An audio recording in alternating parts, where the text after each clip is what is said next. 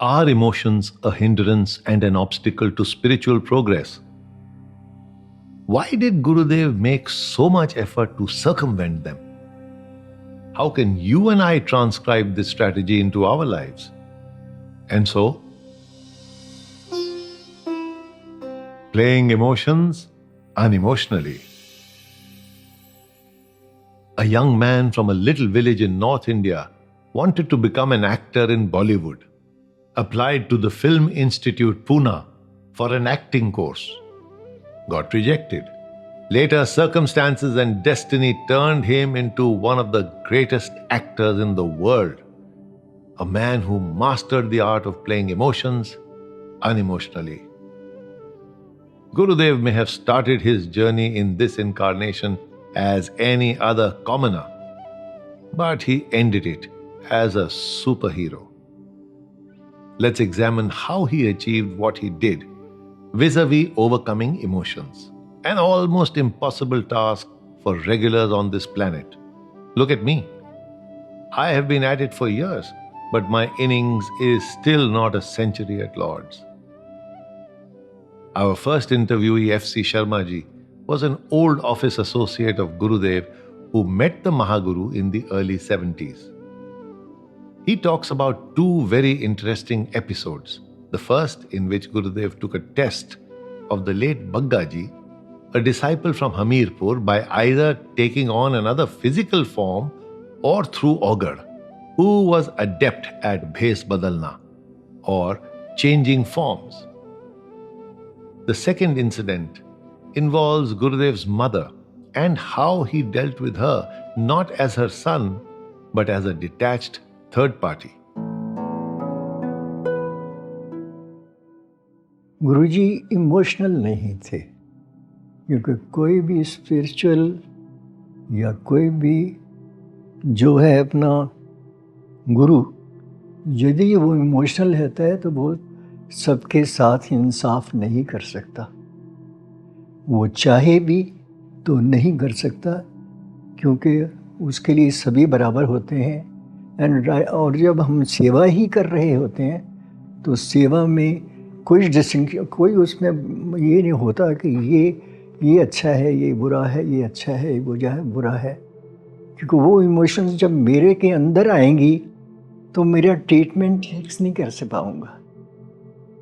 मैं किसी से अच्छी तरह बोलूँगा, दूसरे को बोलूँगा कि आप पीछे हट जाओ, आपकी बारी अभी नहीं आई। इंसिडेंट ऐसा है कि गुरुजी का एक स्थान जो हमीरपुर हिमाचल प्रदेश में है, अभी भी है, तो वहाँ गुरुजी टूर पे थे हिमाचल में। उन्होंने कहा चलो देख के आता हूँ कि उस स्थान पे क्या हो रहा है। तो गुरुजी ने अपना भेष बदला, एक बूढ़े बन गए, यूँ लाठी लेकर चलते हुए लाइन में खड़े हो गए। और जब लाइन में वो अंदर आए तो उनको जो साहब वहाँ सेवा कर रहे थे वो कहते एक तरफ हो जा, तेरे से बाद में बात करेंगे। तो गुरुजी वहाँ से चले आए और आकर के उन्होंने उससे पूछा, तेरे को वो बूढ़ा दिखाई देता था? वो मैं ही तो था। ऐसी सेवा क्या करनी है जिसमें आप एक से दूसरे में फ़र्क में देखें, उसकी कपड़े देखें, उसकी शक्ल देखें। तो वो बहुत शर्मिंदा हुआ था कि ये मुझसे क्या गलती हुई। तो वो सभी कुछ हमें सिखाने के लिए बताते थे कि देखो ऐसा नहीं करना। क्योंकि सेवा यदि हमने 1000 आदमी की करी है और एक आदमी के साथ अगर ऐसा किया तो वो सब ज़ीरो है, उसका कोई मतलब नहीं है। इसलिए जब इमोशंस की बात आती है कि इमोशनल आदमी कोई फैसला ठीक नहीं कर सकता। वो किसी भी फैसले में ज़रूर एक साइड में चला जाएगा। और वैसे भी स्पिरिचुअल लाइन में इमोशन की कोई वैल्यू नहीं होती, उसमें कोई रिश्तेदारी नहीं होती, कोई दोस्त नहीं होता, कोई दुश्मन नहीं होता। उसके लिए एक ही होता है कि वो उसने जो मेरे सामने आया है उसका दुख कैसे दूर हो, वो बहुत परेशान है। जी, आप उस इंसिडेंट के बारे में बताइए जब गुरुदेव की मदर स्थान आई थी ट्रीटमेंट के लिए। ये इंसिडेंट 1974 का है। गुरुजी की माता जी गुड़गांव आई हुई थी और गुरुजी उन दिनों में एक किराए के मकान में रहते थे। उनके पास 2 कमरे थे, जिसे शिवपुरी है, वहीं से शुरू हुई थी सेवा भी। तो माता जी उनकी आई हुई थी, सेवा अंदर चल रही थी, गुरुजी बाहर खड़े थे। उनकी माता जी बाहर आई, वो चल नहीं पाती थी। बाहर आकर के कहती गुरुजी का नाम लिया, मैनू भी ठीक कर दे।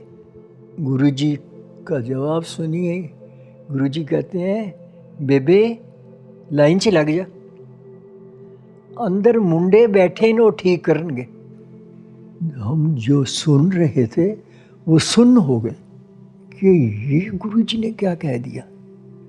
शाम को जब समाप्ति हुई तो गुरुजी से पूछा, गुरुजी आपके माता जी तो हैं? हाँ, मेरी जन्मदाता है, उसने मुझे जन्म दी है, उसने मुझे पाला है, लेकिन ठीक नहीं कर सकता, और कर सकता हूँ तो करूँगा नहीं। कि ये एक पहेली और आपने डाल दी कि कर सकता हूँ तो करूँगा नहीं। तो सुनो, तुमको ये बैठे हुए नजर आते हैं, ये है, ये है, ये है, ये है। मैं इनका पीछे का हाल भी जानता हूँ, और जो कर रहे हैं वो भी जानता हूँ, और जो आगे होगा वो भी जानता हूँ। क्योंकि आप सिर्फ ये सामने ही देखते हो, मुझे पीछे का भी नज़र आता है। मैं ये जानता हूँ, मैंने अगर माता जी को ठीक कर दिया बेबे को, तो इनको फिर जन्म लेना पड़ेगा ये भोगने के लिए। Not being nepotistic or partial towards your family members is something he practiced and taught us too. Our personal relationships were not to be given preference, and our grievances were never to be discussed and presented to the visitors. These were the stringent rules that he followed and hoped that we would too. Pappuji and Gagguji, 2 of the 4 musketeers of the Sthan, are up next.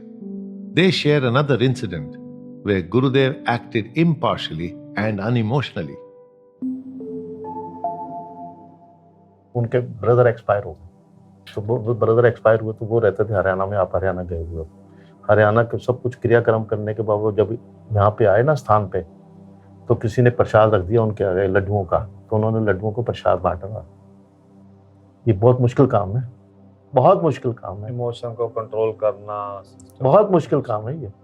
To be detached from one's own children is a task very few people have been able to master, but Gurudev, besides being all-knowing, was the master of role play.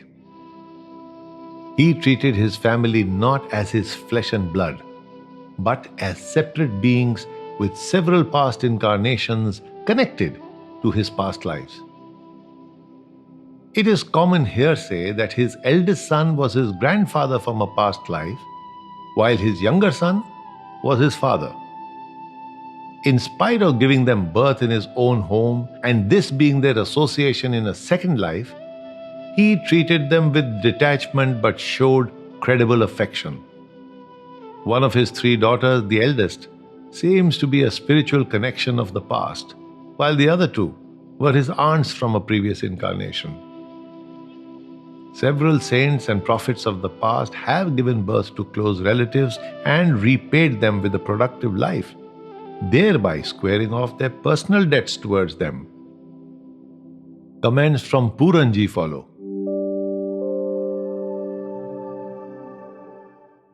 How was he with his daughters and sons, his wife, his brothers, sister-in-laws, sisters? What was his relationship as a family man? Was he very attached to them?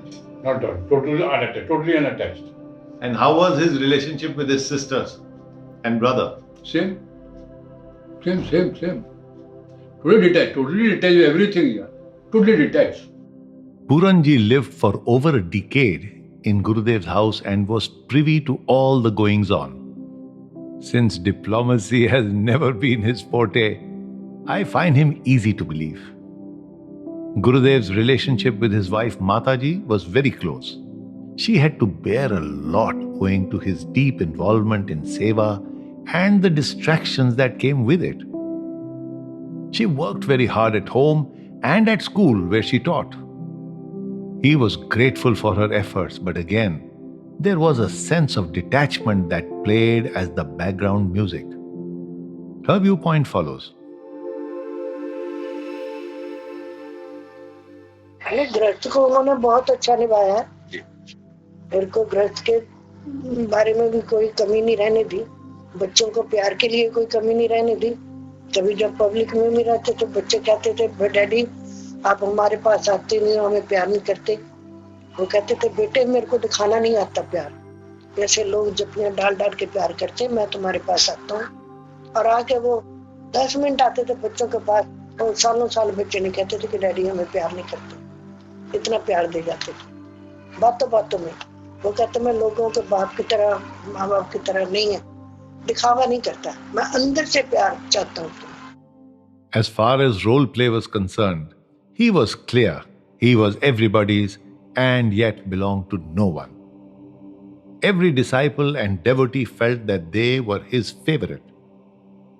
If an unemotional being could give thousands this feeling, it was an indication that his enactment of the emotion of affection had far more outreach than genuine emotions harbored by most social beings who could at best emote with a mere handful of friends and family. He believed that he was a part of all life forms and yet attached to none. But he definitely transmitted a vibration that was caught and interpreted by others to signify love. He personified unemotional love, caring, and empathy for others without attachment, but with a sense of connectivity. How does Raji Sharma, one of the old guard, evaluate Gurudev's emotional quotient and his views on love? A discussion follows. Emotions are a great handicap, in my personal opinion, in spiritual progress. I wanted to know what your comments are on Gurudev's emotional quotient. I look at it in two different manners. Okay. One is Guruji showed emotion without feeling it. The other was he was emotional to some of his. I think you could see that love in it. I don't know if you want to call it emotion. How would you differentiate love to emotion? Love, according to me, would be a caring and a feeling a part of somebody else's being without being emotional about it. That love is infinite, and it cannot. You cannot describe it the way I think Shelley, or I'm not sure whether Shelley or Shakespeare described this as a sonnet, which said love is not love that alters when it alteration finds or bends with the remover to remove. Now that kind of a love is just infatuation and attraction and more, it's attachment. But true love. More is different. You see, emotion more was a deeper sense of emotion to attachment. Yeah. But I would say love used to ooze out of every pore of his body. Are you talking about emotional love, or are you talking of genuine caring feeling for the other? Genuine caring, universal love. You could feel it. His body language is. Each pore and each hair on his body showed that it was love. Okay. So any other emotions you noticed in him, like did you notice him having emotions like envy, anger? Never anger, but it was like, what he would say, gussa na rakhi, no anger. But funkar na chali. Funkar means don't have that poison. Be a snake without poison, but don't take your hiss out. They hiss. Yes. Because then people will try and trample you. So, did you ever see him get attached to someone, like say, like you, for example, I thought he seemed very attached to you, is what I concurred when I saw his interaction with you, but I can probably sense now that it was a fondness and it was not it was more of a fondness. Let us return to 3 of the 4 musketeers to ascertain their views. Do remember, these gentlemen, though young at the time, spent a lot of time with Gurudev and saw his life through X-ray vision. Their opinions certainly hold weight when it comes to his life story. He was a just father, friend, whatever you can say.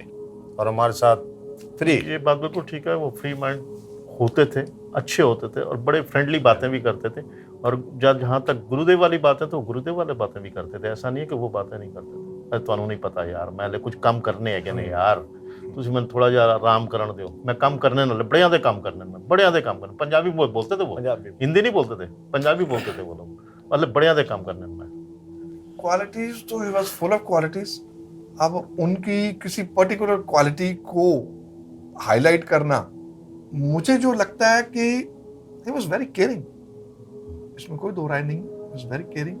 और उनके अंदर जो मैंने एक सबसे बड़ा plus point मुझे जो लगा कि अगर कोई देखो उस वक्त अगर 50,000 लोग आते थे, 1 लाख आदमी आता था, उनसे मिलते थे, या 500 आदमी उनसे मिलके गए, उनसे मिलने के बाद उस बंदे की ये फीलिंग होती थी कि उसको इतना सेटिस्फाई करके भेजते थे कि यार ये तो यहाँ बैठे सिर्फ मेरे लिए बैठे।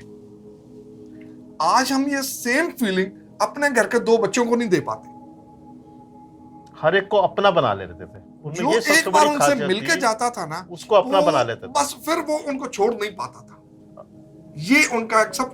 और नंबर 2 एक और था कि देखो वो गुरु थे टॉप मोस्ट, उनके ऊपर कौन, हमारे लिए तो कोई भी नहीं, लेकिन उनके आखिरकार रिश्तेदारियां तो उनकी भी है, परिवार तो उनका भी था, उनकी बड़ी बहन भी थी, उनके जो भी एल्डर थे, फैमिली में, रिलेशंस में एल्डर थे, लेकिन वो रिश्तों को कैसे संभाल के रखना है, ये कोई उनसे सीखे।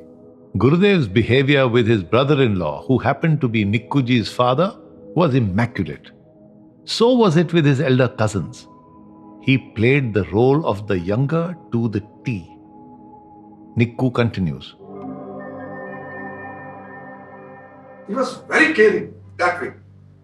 He was very caring and वो सबका ख्याल रखते थे। अगर सपोज किसी शिष्य की वाइफ ने अपने हस्बैंड की गुरुदेव के पास कंप्लेंट कर दी, तो गुरुजी used to take note of it. वो उस अपने शिष्य को डांटेंगे तो उनकी वाइफ ने आके मेरे पास कंप्लेंट की है, बहू ने कंप्लेंट की है अगर मेरे पास आके, तो ही यूज्ड टू फीडबैक। उनकी तारीख लगाते थे, उनको कहते थे you don't worry for that, I am sitting here. So it was like that. He used to support fully to the daughter-in-laws. His role play was almost script-like. If a lady positioned herself as his daughter-in-law, he would take her side. But if she positioned herself as his daughter, his stance would be different. It was the period before Shivratri when he did not meet ladies that my wife came to pay her respects. He declined to meet her. I went to his room and tested this theory. I said, "Ji, your daughter wants to see you." And he said, "Sure, let her in." Pappu Sharma, son of Shambhuji, who was recruited by Gurudev at Kathok and later started doing seva at Jwalaji, is our next interviewee. Affectionately called Pappu Pahadia, which means Pappu from the mountains. He remembers the early years he spent at Gurudev's home like one of Gurudev's adopted sons.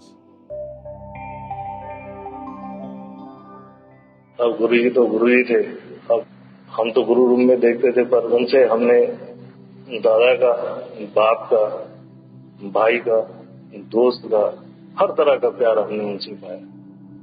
मैं 13-14 साल का था, तो गुरुजी के साथ जब मैं उठता बैठता था तो वो मुझे उसी लेवल पे ट्रीट करते थे। जब बड़ा हुआ तो एक दोस्त के नाते भी उनके साथ वो दोस्ती वाला भी पूरा सर्कल बन गया। तो जब गुरु की बात आई, जब मुझे गुरु का एहसास हुआ है, तो वो काफी टाइम के बाद यानी 82 में आवाज हुआ कि गुरु क्या होता है। The late Captain V.P. Sharma understood the concept of role play. He was reverential to his guru, but when he treated the same person as a father, he behaved and acted like an errant son. He would criticize the behavior of many of the administrators at Gurgaon, argue and get into conflict with them, and so on. He did not mind his P's and Q's when speaking to Gurudev. Amazingly, all Gurudev did was smile to show amusement at his antics. Gurudev would have been an Oscar winner for the best actor every year if only those awards were given to the movie of life. Gurudev did not swallow a pill to outwit emotions. He achieved this after a lot of practice.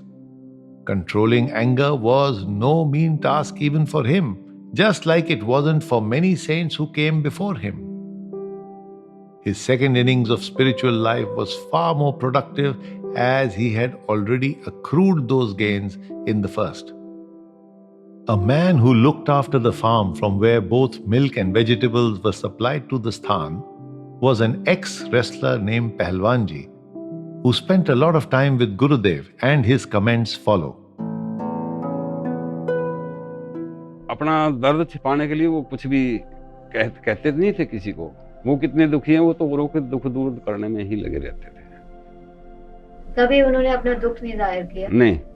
कभी आपको लगा कि वो दुखी थे? नहीं, वो कहाँ लगने देते हैं दुखी। गुस्सा भी दिखाते थे, किसी पे गुस्सा करते थे, तो वो भी एक दिखावा ही होता था। Most of the devotees were regular folk from villages and towns. They came from all walks of life and different social and commercial backgrounds. They would often request to do seva at events held at the sthan. Unfortunately, sometimes even do-gooders make mistakes, and at other times, a sense of arrogance prevails. Gurudev could not bear the callous treatment of visitors who came to the sthan. When he noticed such behavior, he would be forced to reprimand some of the sevadars. When their ears got longer, their list of mistakes got shorter. The late F.C. Sharma ji corroborates this. Though the sound quality of the interview is poor, it contains some gems which may be dusty, but they are sparklers all the same. गुरु जी के emotions के बारे में आप क्या कह सकते हैं? गुरु जी के इमोशंस का सिर्फ एक ही था, अगर ये कहीं इमोशन होते तो सेवा में गड़बड़ करे तो अगर सेवा में कोई गड़बड़ करे तो इमोशनल हो जाते थे, अदरवाइज उनको कोई इमोशन नहीं। He was never sad or upset. अगर किसी को डांटते थे तो अकेले में डांटते थे, पब्लिक में नहीं डांटते थे। पब्लिक में किसी को नहीं डांटते थे, बट मेरे को तो पब्लिक में डांटते थे। वो भी उसका कारण था। क्या? आपके ये कर्म में उनकी कैसे साथ इमोशनल नहीं होते। इमोशनल नहीं, इमोशनल अगर होते करेक्ट, उनको हानि लाभ से कोई मतलब नहीं, हानि लाभ से कोई मतलब नहीं, हानि लाभ से मतलब नहीं था। What was muffled in the interview was that when I said that Gurudev used to fire me publicly, F.C. Sharma ji's answer was amazing. He said he'd do it to help rid me of my negative karma. And I know this to be a fact because a very brilliant disciple of Gurudev taught me that if I were to do something wrong, I should voluntarily seek Gurudev's punishment. When I did exactly that, the Mahaguru hurled a few swear words at me and asked, "Who taught you this?" That itself was proof of its validity. Another disciple, Nitin Gadikar, comments on anger and how he perceived it. Putting his diplomacy aside, there is value in his words.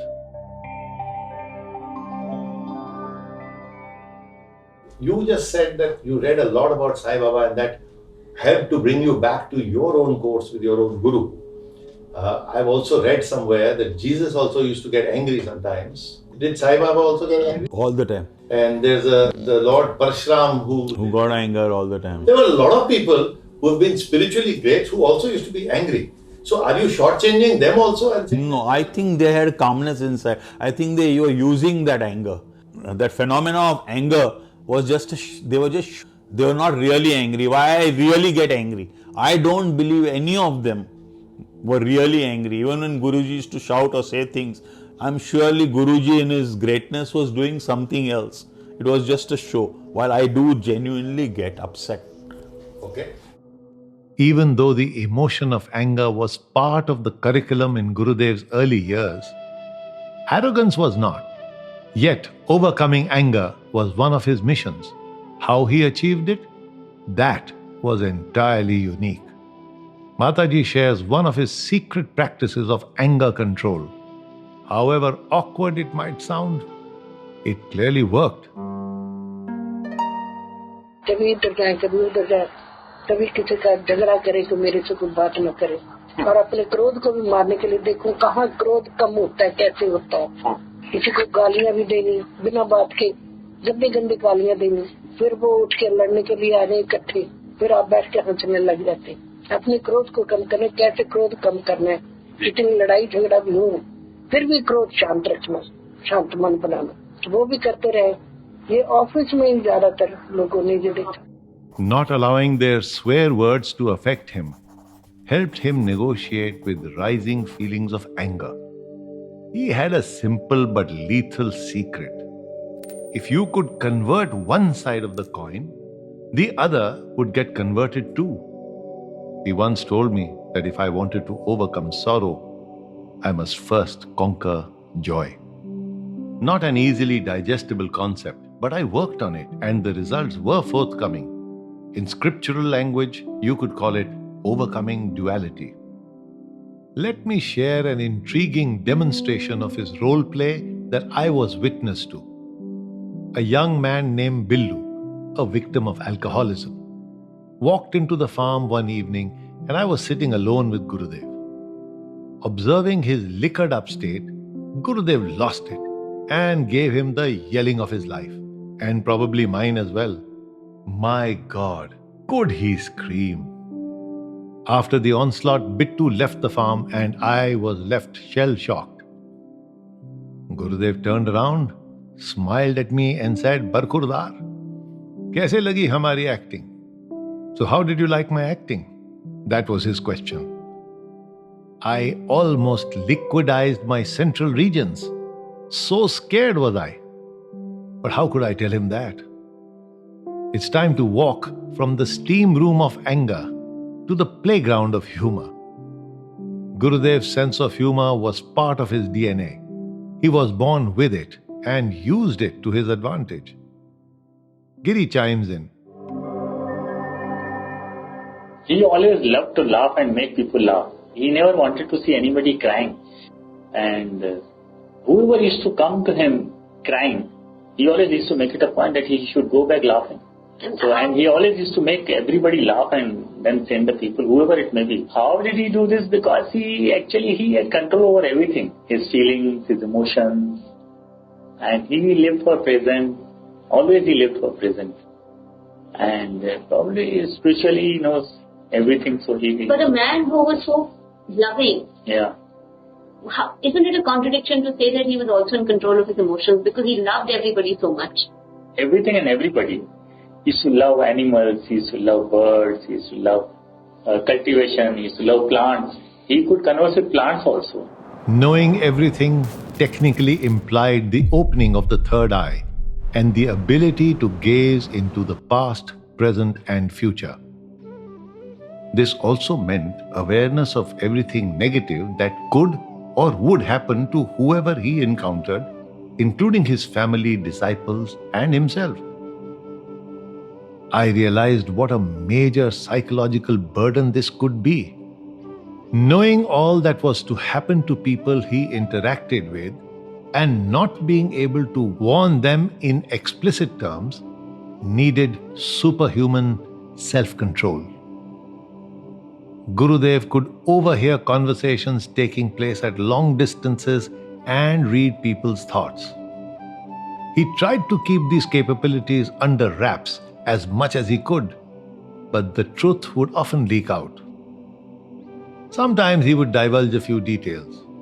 Yet, he lived a dual life of knowing and yet pretending that he was just as ignorant as anyone else. Sometimes he would skip his dinner if he knew that one of his devotees had not received a square meal. This was one of the small burdens of knowingness. Sometimes he would try to help people circumvent their destiny, but some people did not know how to take his hints seriously enough. It was not possible to know what he knew, and so perceptions differed. Gurudev once tried to dissuade me from making a trip to Delhi on a scooter. Little did I realize that he did so because he knew that I would be involved in an accident. A similar thing happened with Viru, a young patient at the Sthan. Knowing what would transpire made him dispatch Bittuji on his scooter without letting him in on the details of what he would encounter on the way. Sure enough, Bittuji found Viru's car badly banged up with its passengers hurt and bleeding. Bittuji got them medical aid and brought them to the Sthan thereafter. However, there was a silver lining to the dark cloud of knowingness. He could see the past, present and future of each of his devotees and disciples, and it helped him identify those who had the destiny to evolve and to also know the trials and tribulations of their journeys. His awareness made him a perfect mentor. It also helped him overcome his emotions. His knowing what was to happen and his acceptance of it nullified emotions. But it did not nullify his role play. The reason he was willing to forgive our emotions was because he knew that over a period of time, he would help change our attitudes and improve our gunas. He knew the effort he had put in to overcome his own weaknesses and so was extremely patient with us. As his weaknesses were mainly due to the conditioning of this incarnation, and because he had conquered all these several times in past lives, his cleansing needed lesser work. He knew that, so he empathized with the deep crevices of our emotional valleys. The reason he would not excuse egotism was because he knew that historically, arrogance, pride, and the attitudes of me, mine, and ours posed obstacles to seva, to bhakti, to Gyan, and made the spiritual race an obstacle course. He showcased humility, advocated it, and was extremely patient for the results. In a journey spanning 40 years, I surmised that those disciples who were humble went far ahead of those who were senior, more experienced, more impressive, and more knowledgeable. Humility led to self-acceptance and enhanced self-worth. It helped us feel that we were a part of the oneness which was the common denominator of all life forms. It helped us become conscious of the inner constituents of our being, rather than being in an exclusive state of material and physical existence. Let us learn what ex-Judge Virenderji has to say about the man who was his icon. Self-control in the sense, I never saw any lust in him. Never. That, let me say, that particular trait was alien to his persona. Whether it is, people coming and meeting him, it wouldn't affect him. You are a man or a woman, it wouldn't affect him. You are a child or an old man, you are all kids for him. He would take everybody as his kids. Mera bacha, put kandesiyo, put, that means son, my son. My wife, I never saw him, meeting eyes with females, never. He would just keep his head lower, talk to them. Once they were out, he would convey the message to somebody else. In Guruji, I saw the finest level or the highest level of self-control you can see in an embodied soul. Nothing ever touched him. He wouldn't be attracted by money. He wouldn't be attracted by women. He wouldn't be attracted by praise. Nothing affected him, nothing at all. The question of how to tackle negative thoughts when it came to treating the opposite gender was a common one put to him by most of us. And this is how he taught us to control it. He wanted us to look at a lady first in the form of an old woman or a buddhiya, and later as a child or a gudiya. This technique would help to outwit the vasanas that arose within us. Later, taking a cue from him, I developed an alternative technique of seeing a person as a skeleton, and this worked just as effectively. Dr. Shankar Narayan had a strange experience in the early years, which he shares with all of us. There is a unique lesson in it for us to capture. Are there any experiences about him that you would like to share with people? That you might have seen something amazing, or any feats that he might have shown you? One day, what happened was, I was to leave for the office soon. So Guruji was actually meditating or sleeping, I did not know. So then I asked Mataji, what's that? Mataji ने कहा, मैं क्या कहूँ बेटा? तो मैंने पूछा माताजी से, मैं पाँव छू कर निकल जाऊँ, ठीक कर लो. So I went and touched his feet and left it. Then there was a big Maidan, so vacant Maidan. I was actually traveling as well to Fox's Road and the bus stand. So then when I was in the middle of at the end of the Maidan, all the children, Baba, all the people, they start coming. Doctor uncle, Guruji bula, come back. Then I thought, what happened? So when I went, Guruji told me, this is a very, very important fact of the about Guruji. Yeah. Then he said, right on. Then he showed his full hair. His hands? Oh, the hands and actually, and then said, तुमको इसलिए बुलाना पड़ा because I was up there was a meeting. Because you touched my, that's why I had to return. So that meeting was upset. Right. That, and then if I had not called you, you might have met with an accident or you might have killed on the way. Because those Ganas were very angry. He said this is the thing. That's why I had to call you back. I just want to clarify what Dr. Shankar Narayan said. He said that when he went to Gurgaon, Gurudev was on part. So he sought Mataji's permission to leave. But before leaving, he went and touched Gurudev's feet. That triggered a kind of a Bluetooth response with Gurudev's astral body, which was in the middle of an astral meeting with the guns. The guns are beings who assist, help, and support any institution like Shiv or Vishnu or others. Dr. Shankar Narayan's action of touching Gurudev's feet forced him to return to his physical body, thereby disrupting the meeting with the guns.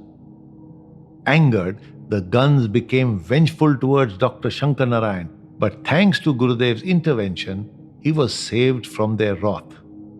Not being able to control anger and reactivity is a problem faced by many. It undermines self-respect. The story shared by Dr. Shankar Narayan makes us realize that even the guns had anger responses to things they did not appreciate. It certainly doesn't nullify the weakness, but assures us that with effort and dispatch, we can circumvent this issue over time, and to quite an extent, if not completely.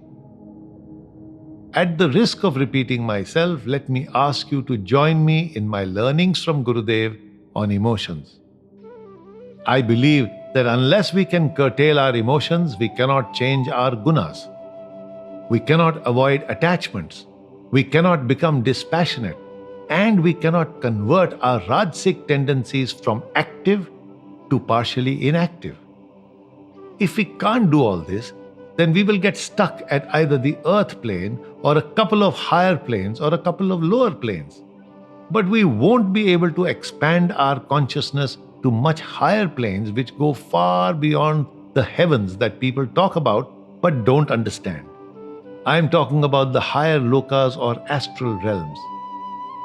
I believe that if you are listening to this biography and if you are a devotee or a follower or a disciple of Gurudev, then you can probably qualify for much higher lokas and much higher planes if you follow his example as a being.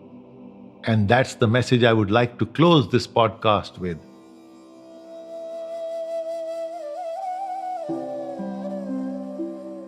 आए हो निभाने को जब किरदार ज़मीं पर, आए हो निभाने को जब किरदार ज़मीं पर, कुछ ऐसा कर चलो कि ज़माना मिसाल दे, कुछ ऐसा कर चलो कि ज़माना मिसाल दे।